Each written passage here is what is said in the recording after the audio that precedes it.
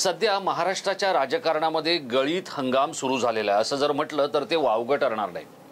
अशोक चव्हाणांसारखा राज्याच्या मुख्यमंत्रीपदी राहिलेला नेता हा भाजपवासी झालेला आहे आणि भाजपला आता अशाच नेत्यांनी आपला पक्ष भरायचा आहे आणि त्यातूनच या नेत्यांचंही कल्याण करायचं आहे आणि त्याचबरोबर आपल्या समोर विरोधी पक्ष ही गोष्ट की ही अवस्था राहिलीच नाही पाहिजे याच्यासाठी मोदी आणि शहा यांचा भाजप सज्ज झालेला आहे आणि याच सगळ्या गळीत हंगामाचा दुसरा दणका आता शिवसेनेला मिळणार आहे। पण यातली गंमत काय आहे ते मी आपल्याला सांगणार आहे। यातली गंमत आहे की या नेत्यांना जाताना जणू काही अगदी गुपचूपपणे निरोप समारंभ देखील अधिकृत नेत्यांकडून किंवा व्यक्तींकडून किंवा कुटुंबाकडून केला जाणार आहे।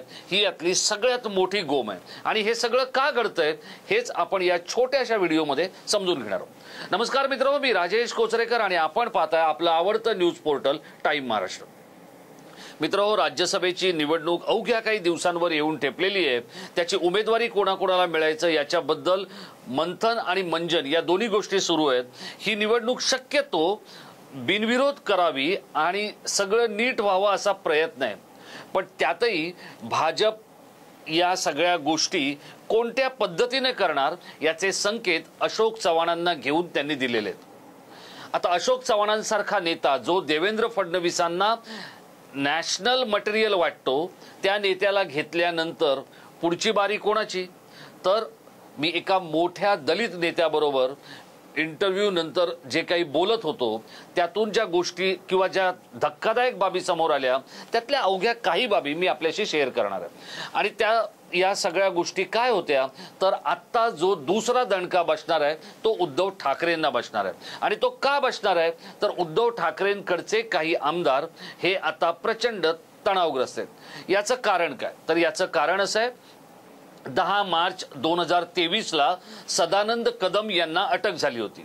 सदानंद कदम हे रामदास कदम यांचे बंधू आहेत। अनिल परब जे शिवसेनेचे नेते आणि उद्धव ठाकरेंचे चाणक्य समजले जातात, कायदेशीर तज्ञ समजले जातात, त्या अनिल परब यांचे ते बिझनेस पार्टनर आहेत आणि दापोलीच्या रिसॉर्ट प्रकरणी त्यांना ही अटक झाली होती। 10 मार्च 2023 पासून ते तुरुंगात आहेत। म्हणजे ते तिकडचे 7 महिने आणि आत्ताचे हे जवळपास 2 महिने असे 9 महिने हे तुरुंगात काढल्यानंतर त्यांच्याकडचा आत्मविश्वास, त्यांच्याकडचं धाडस हे सगळं जणू काही अगदी पाला पाचोळ्यासारखं उडून गेलेलं आहे। जर सदानंद कदम यांच्यासारख्या केबल व्यावसायिकाची अवस्था न्यायालयामध्ये इतकी उद्ध्वस्त आणि अस्वस्थ किंवा विखुरल्यासारखी होऊ शकते तर आपलं साठीच्या नंतर काय? कारण आता जे नेते अडचणीत आहेत त्या सगळ्यांनी आपली साठी पार केलेली आहे किंवा काही साठीच्या उंबरट्यावर आहेत असे शिवसेनेतले नेते हे आता भाजपच्या दिशेला वळतील असं स्पष्ट चित्र दिसतंय। आता यातलं सगळ्यात मोठं नाव जे टाइम महाराष्ट्राने आपल्यापर्यंत पोहोचवलं होतं ते नाव होतं रवींद्र वायकर यांचं। रवींद्र वायकर पुण्याला देवेंद्र फडणवीसांना भेटले, त्याचप्रमाणे चंद्रकांत दादांना भेटले, जयंत पाटील यांना भेटून त्यांनी ताई आणि साहेबांना एकत्र भेटायचंय हे सगळ्यात पहिल्यांदा आपल्याला जर कुठे ऐकायला मिळालं असेल किंवा जर कोणी सांगितलं असेल तर ते टाइम महाराष्ट्रामध्ये आपण ऐकलं असेल। आता तेच वायकर बघा, नियतीचा खेळ किती भयंकर आहे तुम्ही समजून घ्या।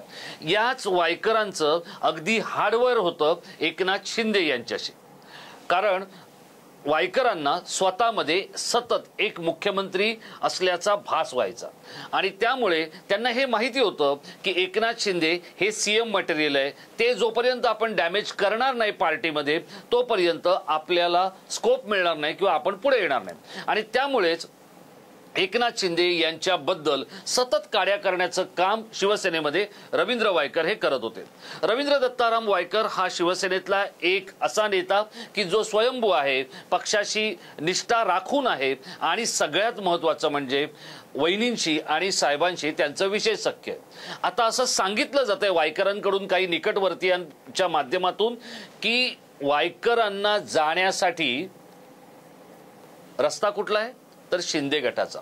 पण त्यांनी शिंदे गटात जावं याची परवानगी आणि याच्या सगळ्या म्हणजे ज्याला आपण म्हणतो विजा जो आहे, राजकीय पॉलिटिकल विजा जो आहे, तो देवेंद्र फडणवीसांनी दिलेला आहे आणि त्यामुळे ते आता शिंदेंकडे जातील. पण शिंदेंकडे जाऊन बघा, जो मी नियतीचा खेळ म्हटला तो काय की ज्या शिंदेंना ते गेली अनेक वर्ष पाण्यात पाहत होते त्याच शिंदेंचं नेतृत्व त्यांना मान्य करावं लागतं.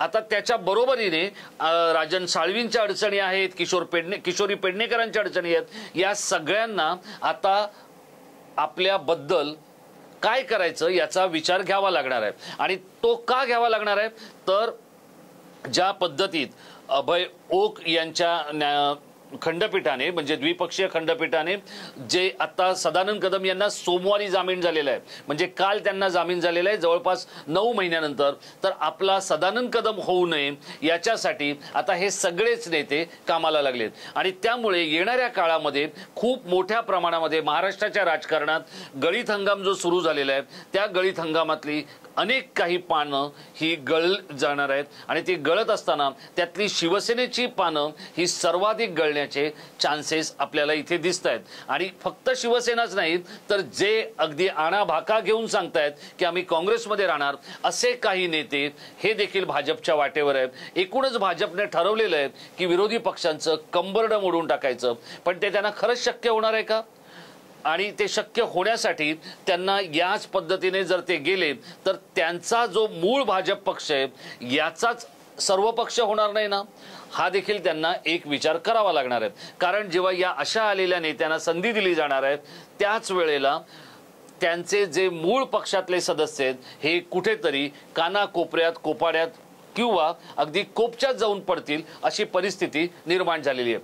पण हा जो गळीत हंगाम आहे हा भाजपला करावा लागतो. याचं कारण असं आहे की यातलं काहीच महाराष्ट्रात ठरत नाहीये, हे सगळं दिल्लीत ठरतंय आणि इथे फक्त स्क्रिप्टचं वाचन होतंय. आता या स्क्रिप्टच्या वाचनातला पुढचा अंक काय हे समजण्यासाठी आपण काही काळ प्रतीक्षा करणार आहोत. तोपर्यंत आपण स्वतःची काळजी घ्या. आपल्याला काय वाटतंय, रवींद्र वायकरांसारख्या नेत्याला थेट रश्मी ठाकरे परवानगी देऊन जर पक्षांतर करण्याची मुभा देत असतील तर राजकारण आणि सुडाचं राजकारण नेमकं कोणत्या टप्प्यावर आलंय आणि समझोत्याचं राजकारण नेमकी कोणती कूच बदलते या संपूर्ण प्रकरणाबद्दल आपल्याला एकूणच काय वाटतं आपण आमच्या इनबॉक्समध्ये व्यक्त व्हा. हा व्हिडिओ आपल्याला कसा वाटला हे देखील आपण आम्हाला कळवा. असेच काही व्हिडिओ पाहण्यासाठी आपण टाइम महाराष्ट्राला आवर्जून सबस्क्राईब करा. तोपर्यंत धन्यवाद.